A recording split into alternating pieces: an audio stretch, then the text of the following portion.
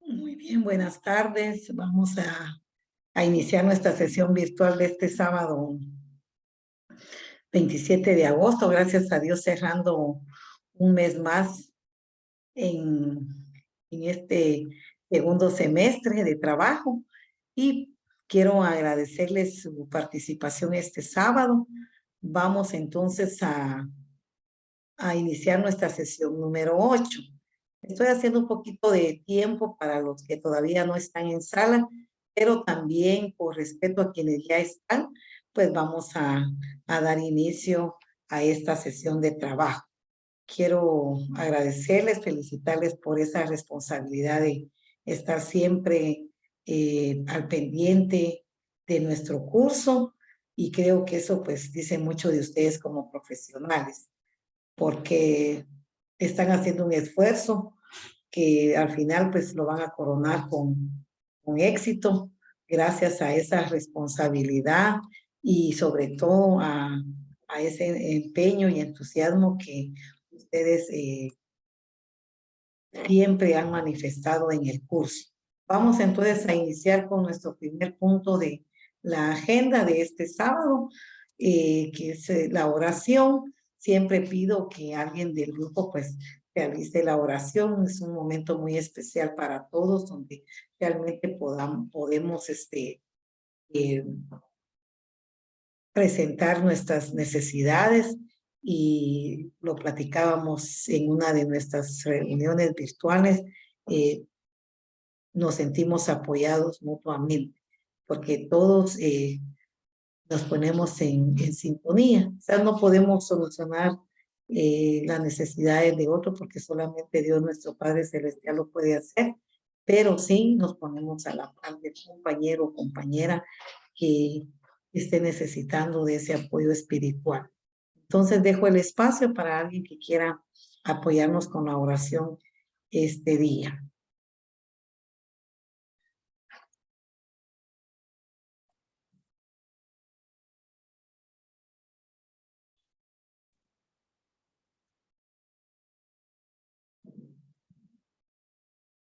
Sí, no sé si el compañero Denis Gómez podría apoyarnos con la oración. Buenas tardes.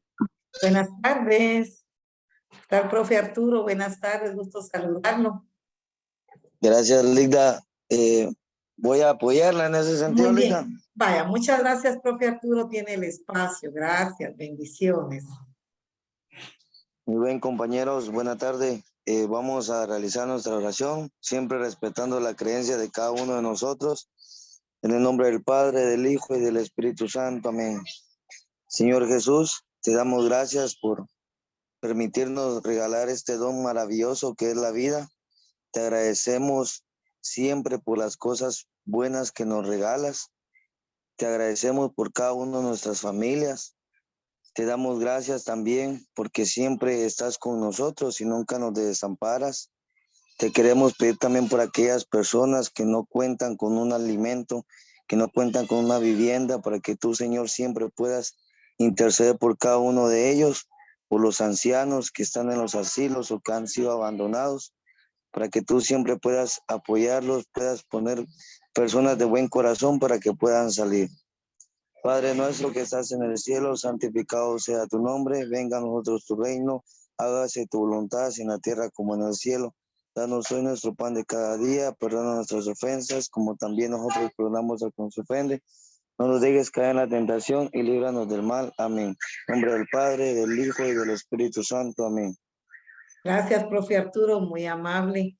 Así es, creo que hay una parte de la humanidad que muchas veces es olvidada, ¿verdad? Como lo son los ancianos. Y creo que en este momento, pues pedir por ellos es de mucha importancia, porque cuántas personas en el mundo abandonan a estas personas en asilos, en lugares que muchas veces en lugar de darles amor, pues los menosprecian, ¿verdad? Por ser personas que ya no sirven en la sociedad, ya no pueden aportar mayor cosa, por lo mismo que ya sus fuerzas eh, van acabando conforme pasan los años. Entonces, creo que fue muy bueno compartir este momento de oración y pedir por ellos.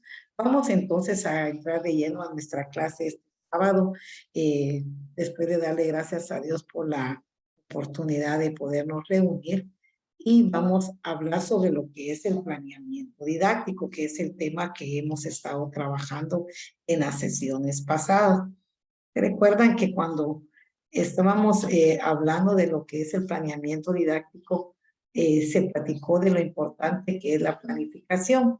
¿Por qué? Porque este proceso nos ayuda a nosotros a prever, a seleccionar y a organizar las experiencias de aprendizaje que queremos lograr con nuestros estudiantes, con nuestros alumnos. ¿Para qué? Para alcanzar los fines, para que se cumplan los fines, los propósitos y los objetivos de la educación. Tenemos también algo muy importante, las etapas del desarrollo curricular. En estas etapas, pues definitivamente entra como un primer punto lo que es el planeamiento, luego tenemos la conducción o desarrollo y tenemos lo que es la evaluación. Tenemos también en los niveles del planeamiento, tenemos lo que es el planeamiento educativo, el planeamiento curricular y lo que es propiamente el planeamiento didáctico. Dentro de las funciones del planeamiento didáctico, pues también ya lo vimos, tenemos en primer lugar por unidad asegurarse de la acción educativa según los fines y también los propósitos de la educación, en este caso de la educación guatemalteca. También tenemos el poder prever y anticipar, es decir, vamos con ello, evitar la improvisación, a racionar el tiempo, el esfuerzo y los recursos didácticos. El contextualizar, ¿para qué? Para el logro de lo planeado, de la organización integrada de las actividades a lo largo del año, del bimestre, del trimestre o de las semanas. Asegurar también la continuidad, es decir, lograr las competencias a través de la reiteración y profundización. En otras palabras, de una retroalimentación.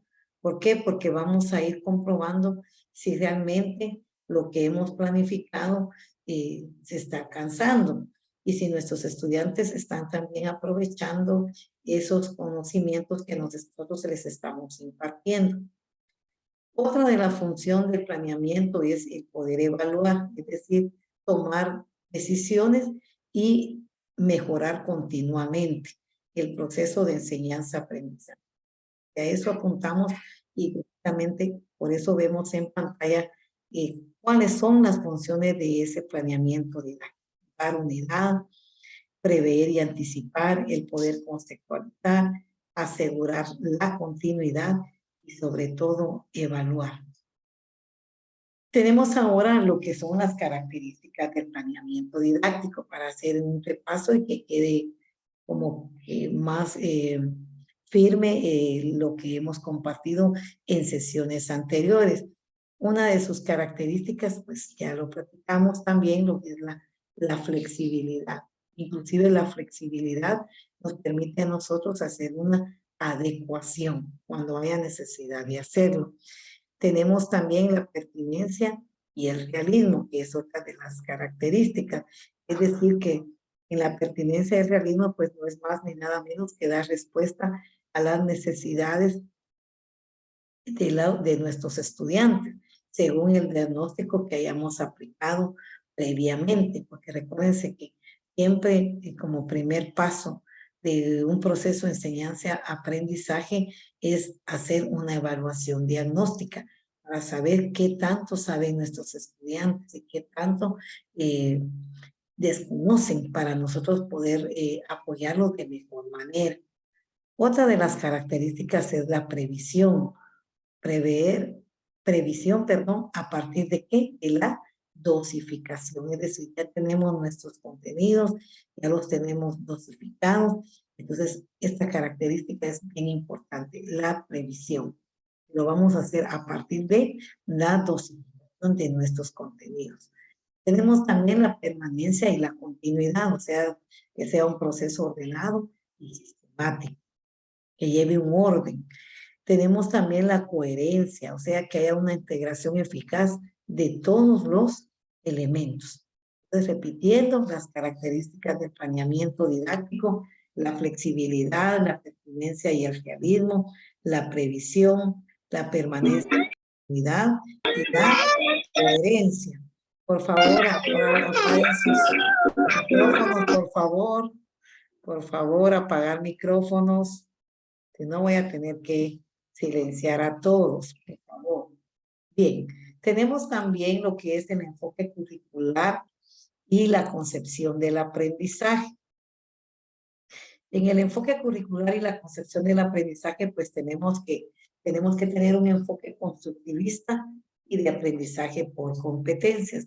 Anteriormente, pues planificábamos a través de objetivos. Ahora, pues ya no se planifica por objetivos, sino por competencias. Y teniendo siempre un enfoque constructivista. ¿Y en base a qué teorías cognitivas vamos a fundamentar para poder trabajar con el enfoque constructivista? ¿Con cuáles nos vamos a fundamentar? Con las teorías cognitivas de Ausubel, de Piaget y de Vygotsky. Son grandes pedagogos, psicólogos, que siempre han dejado al campo educativo teorías que nunca van a pasar de moda y que siempre están en constante aplicación en los centros educativos. Por eso dice tomar como fundamento las teorías cognitivas para poder apoyarnos con el enfoque constructivista. Tenemos también el proceso de aprendizaje que debe de ser continuo y progresivo. Aprendizaje significativo es el que nos permite que nuestros estudiantes construyan sus propios aprendizajes. También tenemos las experiencias y los conocimientos previos, es decir, bueno, qué tanto sabe el estudiante, qué experiencias tiene, qué conocimientos tiene. Precisamente por eso partimos de una evaluación diagnóstica para saber qué conocimientos poseen nuestros estudiantes en relación a lo que nosotros vamos a trabajar con ellos. Y tenemos seguidamente la construcción del conocimiento en base a la realidad. Es decir, que también nosotros vamos a compartir temas, contenidos que tengan como base la realidad o el contexto en el cual también se desenvuelve el estudiante. No vamos a estar enseñando contenidos que no tengan como base la realidad de nuestros estudiantes. Un ejemplo tan sencillo sería querer, por ejemplo, implementar la tecnología en lugares donde no se tiene una computadora. Eso no significa que no sea importante dar la tecnología más en estos momentos, pero sí tenemos que tomar como base la realidad del estudiante para que de esa manera se construya el conocimiento en ellos y que sea de manera beneficiosa, porque si no, no tiene ningún objetivo lo que nosotros vamos a compartir. También tenemos el enfoque de formación por competencias. La competencia es la que permite a cada docente realizar correctamente una tarea compleja para actuar en situaciones y resolver problemas propias del entorno. Y sobre todo, que permita a los estudiantes hacerlos competentes para la vida. También tenemos el uso integrado de los aprendizajes conceptuales, los procedimentales y los actitudinales. Recuérdense que cuando hablamos de competencias tenemos que integrar nuestros contenidos, tanto conceptuales, procedimentales y actitudinales. Es decir, cuando hablamos de los conceptuales, pues propiamente los conocimientos teóricos que nosotros queremos compartir, y los procedimentales, pues a través de las estrategias, actividades que nosotros vamos a realizar para que nuestros estudiantes aprendan, y tomando en sí también como base importante la actitud del alumno a la hora de participar en nuestra. No podemos dejar fuera los contenidos actitudinales, porque si el estudiante contestó y respondió o no maneja valores. Tenemos que tomarlo también muy en cuenta a la hora de nosotros poderle calificar, porque es importante que estos contenidos se manejen y se trabajen de manera integral. Tenemos también la categoría de las competencias. En las categorías, recuérdense que es muy importante el saber conocer, el saber hacer y el saber ser. Y aquí podemos tomar, si estamos en los conceptuales, en los contenidos conceptuales, podríamos, tiene relación con esta primera categoría, con el saber conocer. Y si vamos a los conceptuales, tiene relación con el saber hacer. Y los actitudinales, ¿con qué tiene relación? Con el saber ser. Porque si un estudiante realmente está aprovechando al 100 lo que luego le estamos dando, a llevar práctica, a ver, debe comportarse, ¿verdad? Bien, tenemos también el proceso de planeamiento didáctico que permite conceptualizar el proceso de enseñanza y aprendizaje a una situación concreta. Se analiza en dos fases, la diagnóstica y el diseño. Fases del planeamiento didáctico, fase diagnóstica, análisis de los aspectos más importantes que influyen en el proceso de enseñanza y aprendizaje y que se encuentran en las fuentes del currículo. Fase de diseño curricular, la forma de concretar el planeamiento, se organizan los elementos, básicos. Y también tenemos las competencias, los resultados de aprendizaje, las estrategias de aprendizaje, los recursos y la evaluación. También tenemos la selección y organización, o sea, el ordenamiento de los elementos. Y en este caso tenemos que ver las competencias, las subcompetencias, los contenidos y otros. En las decisiones curriculares que toma el docente a la hora de planear o de planificar sería qué va a enseñar, para qué enseñar y aprender. Y luego tenemos cómo y con qué enseñar y aprender, qué, cuándo, cómo y con qué evaluar. Cuando hablamos de la primera interrogante, qué, para qué enseñar y aprender, tenemos que tomar en cuenta las competencias, las subcompetencias, los contenidos y resultados de aprendizaje, es decir, los objetivos. Luego tenemos cómo y con qué enseñar y aprender. Ahí entran propiamente las estrategias didácticas y los recursos, que fue lo que estábamos compartiendo hace algunos momentos, ¿verdad? Lo importante que es en los procedimentales saber utilizar esas estrategias, saber utilizar esos recursos didácticos que nos van a servir para que nuestros estudiantes avancen en ese proceso de enseñanza-aprendizaje.